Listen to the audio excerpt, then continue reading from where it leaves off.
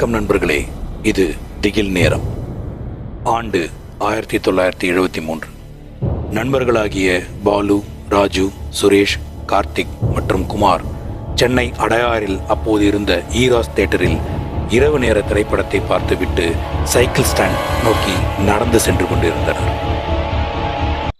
சைக்கிள்களை எடுத்த அவர்கள் சென்னை அடையாறு மேம்பாலத்தின் மீது சந்தோஷமாக சைக்கிளை ஓட்டிக்கொண்டு ஒருவரை ஒருவர் கிண்டல் செய்து கொண்டும் அன்று அவர்கள் பார்த்து ரசித்த திரைப்படத்தை பற்றியும் நாளை என்னவெல்லாம் செய்யலாம் என்றும் சந்தோஷமாக அளவாளைக் கொண்டு சென்றிருந்தனர். அப்போது குமாருக்கு மட்டும் வழக்கமாக லாவகமாக செல்ல வேண்டிய தன் சைக்கிள் அப்போது பாரமாக இருப்பதை உணர்ந்தார். என்ன ஆச்சு? ஏன் நெஞ்சு படப்படன்னு இருக்கு? ஐயோ, நெஞ்சு பகுதியில் ஏதோ வலி வர மாதிரி இருக்கு. தோள்பட்டையில் ஏதோ ஒரு அழுத்தம். டேய், நீங்க பாலத்துக்கு அந்த பக்கம் போய் எனக்காக காத்திருங்க, நான் வந்துடுறேன்.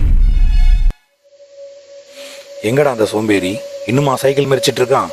நிதானமா வரான் பார், நல்லா காற்று வாங்கிட்டு வரான். சரி, நாம அதோ தெரிகிற டீ கடையில் போயிட்டு அவனுக்கும் சேர்த்து டீ ஆர்டர் பண்ணிட்டு வெயிட் பண்ணுவோம். அதுக்குள்ள அவர் மதிச்சு வந்து சேர்ந்துருவார். அண்ணே, 5 டீ போடுங்க அண்ணே. என்ன தம்பி, நீங்கள் 4 பேர் தான் இருக்கீங்க, 5 டீ கேட்குறீங்க? அதோ ஒரு சோம்பேறி சைக்கிளில் வரானே, அவனும் எங்கள் ஃப்ரெண்டு தான், அவனுக்கும் சேர்த்து தான் 5 டீ கேட்டோம். என்னது, அந்த தம்பியை தனியாக விட்டு வந்தீங்க? ஏன்? என்னண்ணே, அந்த பாலத்தில் அப்படின்னா இருக்கு, அவன் சைக்கிள் ஓட்டுறவன் தானே? இல்லைப்பா, அந்த பாலத்தில் ஒரு மோகினி பேய் இருக்கு. தனியாக யார் சைக்கிளில் வந்தாலும் அது அவங்க பின்னால் ஏறிக்கும். அவங்க திடீர்னு திரும்பி பார்த்தாங்கன்னா பலாருன்னு ஒரே அறை, அங்கேயே அவங்க சுருண்டு விழுந்து செத்துருவாங்க. இந்த மாதிரி பலரும் அந்த பாலத்து மேலே இறந்துருக்காங்கப்பா. உடனே ஓடி போய் உங்கள் ஃப்ரெண்டை காப்பாற்றுங்க.